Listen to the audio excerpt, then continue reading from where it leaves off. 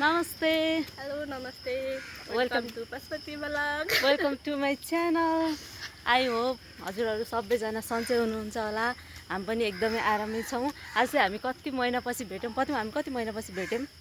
Maybe 5-6 महिनापछि 5-6 महिनापछि भेट्यौँ। पतिमा जहाँ जान्छ म चाहिँ त्यहीँ गइरहेको हुन्छु। यो चाहिँ मेरो मायै मान्दिनँ। माया मानेको यस्तो आएको छु अहिले माया मान्दिनँ। खासमा भन्दाखेरि यो नेपालगञ्ज बस्ने बेला चाहिँ म यहाँ नेपालगञ्ज भेट्न जान्थेँ। अनि अहिले सुर्खेत आइछि अनि म यहाँ सुर्खेत भेट्न आएको छु। सबलाई थाहा छ, यो आफू बुझ्दिनँ के गाइज। म झुट बोल्छु जस्तो लाग्यो गाइज। हेर्नुहोस्, तपाईँ आफै सम्झिनुहोस् म कहाँदेखि प्रतिमा भेट्न म कहाँ गइरहन्छु। हामी चाहिँ आज यहाँ बुलबुले आछौँ गाइजहरु। बुलबुले त्यस्तो आज चाहिँ हामी गाइज हामी चाहिँ यता बुलबुले छौँ। फाइनली यी बुलबुले देख्न सक्नुहुन्छ, देखाउनुपर्छु। तर अलि नरमाइलो, यहाँ क्यामेराम्यान पनि छैन, दुवैजना मात्रै भयौँ। गाह्रो छ गाइज। फोटो खिच्ने मान्छे पनि भएन नि। कब त तिमीलाई हामीले एकदमै धेरै मिस गरेको छु होइन। अब अरू कोही यसो सुर्खेततिर साथीहरू कोही छ भनेपछि भन्नु के अरे। हामी दुईजना छौँ सुर्खेत। अब यस्तै हो गाइज। नङ फ्लेक्स हान्न खोजिसक्यो केटीले।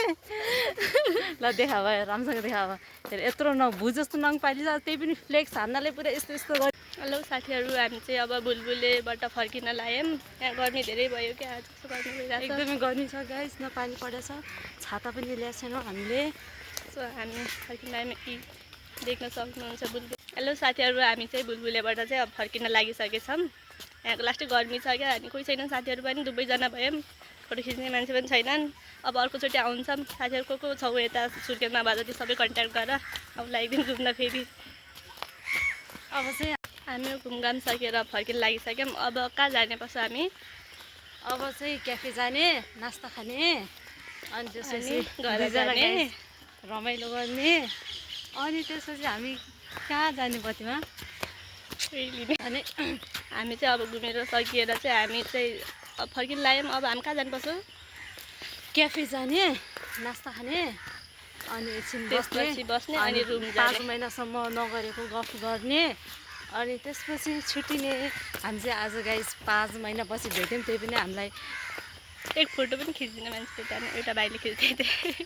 फोटो त खिचिहालिन्छ गाइस, यस्तै हो। तर जति बसे पनि जति भेट्यो पनि त्यो मनै अगाउँदा क्या। अनि त्यही पनि अझै 5 महिनापछि भेट्यो भने डेली बोलिरहेको हुन्छु होइन फोनमा। त्यही पनि गफ सकिन्न, के गफ हो त्यो थाहा हुन्न क्या। फेरि अरूको कुरा पनि हामी काट्दैनौँ। आफ्नै हामी जिन्दगीकै तनाव हुन्छ गाइस, हामी त्यही कुरा गर्नमै बिजी हुन्छौँ क्या। अब के गर्ने, पतिमा कसो गर्ने, के गर्ने, यस्तो कुरा हुन्छ गाइस। अब के गर्ने, यस्तै छ। अब जिन्दगी नै यस्तै हो। तपाईँहरू पनि खुसी हुनुहोला, सुखी हुनुहोला। जिन्दगी आफूले सोचेको जस्तो केही हुँदैन गाइस। अब बिस्तारै टाइम आउँछ आफ्नो, हरेक फुलको आफ्नो आफ्नो फुलले टाइम हुन्छ, समय हुन्छ। त्यही भएर धैर्य गरेर बस्नु होला, नआत्तिनु होला। त्यही हो कि नै पति?